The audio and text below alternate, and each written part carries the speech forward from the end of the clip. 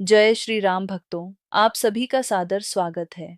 आज हम आपके समक्ष निर्जला एकादशी के पावन अवसर पर एक दिव्य कथा प्रस्तुत करने जा रहे हैं।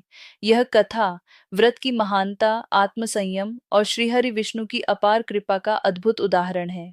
हनुमान जी की कृपा और श्रीहरि की भक्ति से हम इस पुण्य कथा का श्रवण करेंगे। सनातन धर्म की अत्यंत पावन और महत्वपूर्ण निर्जला एकादशी की दिव्य कथा। यह वह एकादशी है जिसे केवल एक बार करने से 24 एकादशी का पुण्य प्राप्त होता है। ओम नमो भगवते वासुदेवाय। श्री राम जी की असीम कृपा से आपको मैं आज यह पावन कथा सुनाने आई हूँ। आइए श्री राम जी का स्मरण करते हुए मिलकर इस दिव्य यात्रा में चलते हैं। प्रिय भक्तों, यह कथा उस समय की है जब महाभारत का युद्ध समाप्त हो चुका था। धर्मराज युधिष्ठिर अपने भाइयों के साथ हस्तिनापुर में राज्य कर रहे थे। पांडव भाई नियमित रूप से सभी एकादशी व्रत करते थे, परंतु वीर भीमसेन को एक बड़ी समस्या थी। भीम जी का पेट अग्नि के समान था। वे एक समय में 1000 व्यक्तियों का भोजन करते थे। जब एकादशी माता का दिन आता तो भीम को अत्यंत कष्ट होता था। वे व्रत रखने का भरपूर प्रयास करते, परंतु भूख के कारण अत्यंत व्याकुल हो जाते। देखिए भक्तों, कैसी विडंबना थी। जो वीर रणभूमि में वज्र के समान अडिग खड़े रहते थे, वही भूख के सामने असहाय हो जाते थे। एक दिन भीमसेन ने अपने बड़े भाई युधिष्ठिर से बड़े दुख के साथ कहा, भ्राता, मुझे क्षमा करें। मैं सभी एकादशी व्रत नहीं रख पाता। मेरा यह शरीर भोजन के बिना व्याकुल हो जाता है। मैं पाप से डरता हूँ। कृपया कोई ऐसा उपाय बताइए जिससे मुझे सभी एकादशी का पुण्य मिल जाए। देखिए प्रिय भक्तों, भीम जी कितने विनम्र थे। अहंकार बिल्कुल नहीं, केवल सच्ची चिंता और प्रभु भक्ति।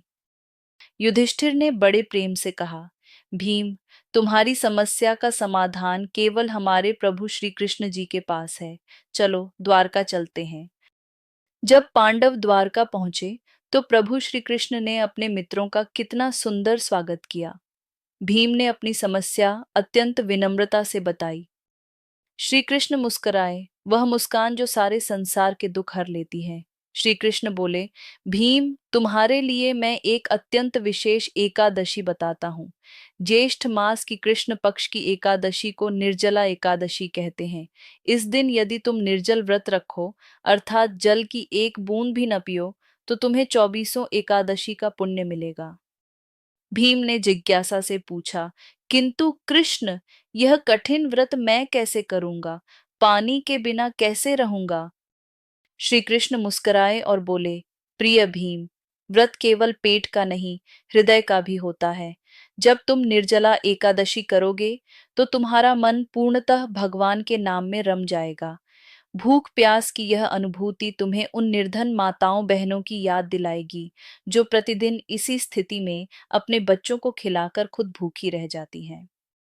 इस पावन व्रत से तुम्हें सभी 24 एकादशी का पुण्य, जन्म जन्म के पापों से पूर्ण मुक्ति, भगवान विष्णु की असीम कृपा, इस लोक में सुख और परलोक में मोक्ष प्राप्त होगा।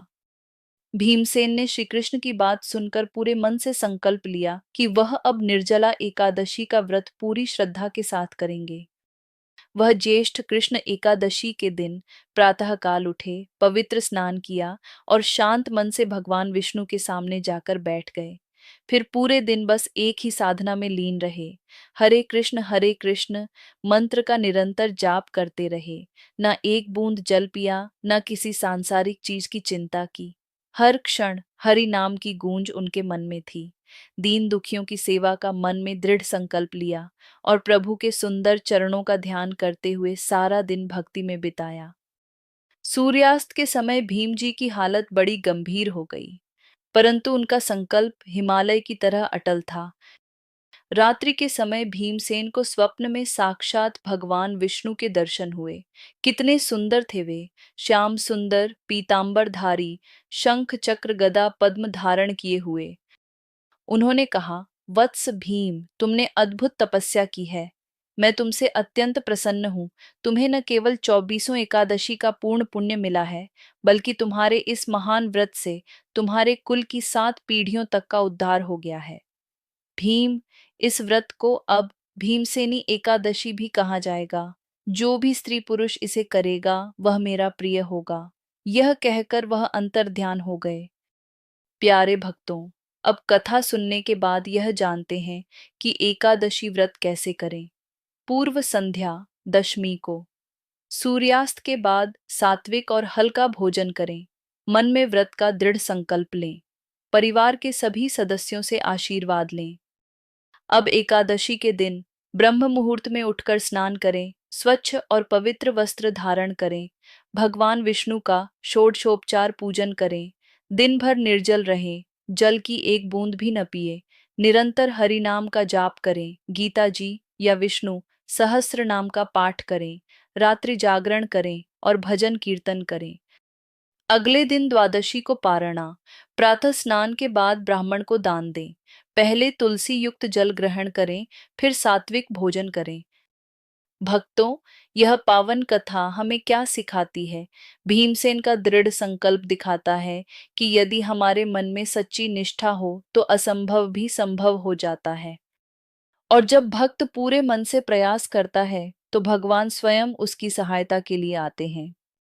व्रत केवल खाना पीना छोड़ना नहीं, बल्कि अपनी इंद्रियों पर पूर्ण नियंत्रण है। जब हम स्वयं कष्ट सहते हैं, तब दूसरों के दुख को वास्तव में समझ पाते हैं। जैसे माँ अपने बच्चों के लिए व्रत रखती है, वैसे ही हमें भी पूरे परिवार की भलाई के लिए यह व्रत करना चाहिए। शास्त्रों में स्पष्ट कहा गया है, निर्जला एकादशी व्रतम सर्वेकादशी फलप्रदम। अर्थात निर्जला एकादशी का व्रत समस्त एकादशी का फल देता है। इस महान व्रत से मिलता है जन्म जन्म के समस्त पापों का नाश, पितृऋण से पूर्ण मुक्ति, धन धान्य की समृद्धि, पूर्ण आरोग्य और दीर्घायु, संतान की सुख समृद्धि, मृत्यु के बाद वैकुंठ धाम की प्राप्ति। विशेष रूप से माताओं और बहनों के लिए यह व्रत अत्यंत लाभकारी है। इससे पति की दीर्घायु, संतान का कल्याण, गृहस्थी में सुख शांति, पारिवारिक एकता बढ़ती है। भक्तों, यह व्रत करते समय अपने पूरे परिवार को साथ लेकर चलें। छोटे बच्चों को व्रत की महिमा बताएं, पति प्राणों को प्रेरणा दें, सास ससुर का आशीर्वाद लें। अब पुरुषों के लिए विशेष संदेश, अपनी पत्नी, माता, बहनों का इस व्रत में पूरा साथ दें। उनके संकल्प में बाधा न बने, बल्कि सहयोग करें।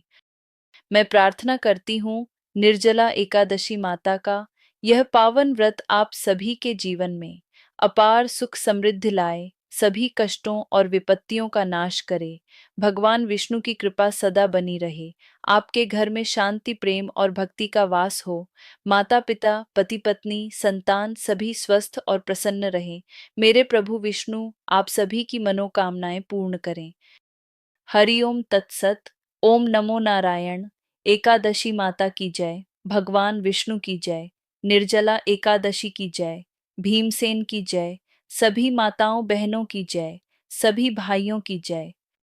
प्यारे भक्तों, यदि निर्जला एकादशी माता की यह छोटी सी कथा आपके हृदय को स्पर्श कर गई हो, तो बस एक विनम्र निवेदन है, इसे अपने परिवार, मित्रों और सभी प्रियजनों के साथ जरूर साझा करें, ताकि हर घर में राम नाम की मधुर ध्वनि गूंजे। कृपया इस चैनल को प्रेम पूर्वक लाइक करें, सब्सक्राइब करें और आगे भी ऐसी ही पावन कथाओं के लिए शेयर करें। मैं प्रभु श्री राम से सच्चे मन से प्रार्थना करती हूँ कि आपके जीवन में भक्ति, सुख और शांति का वास हो।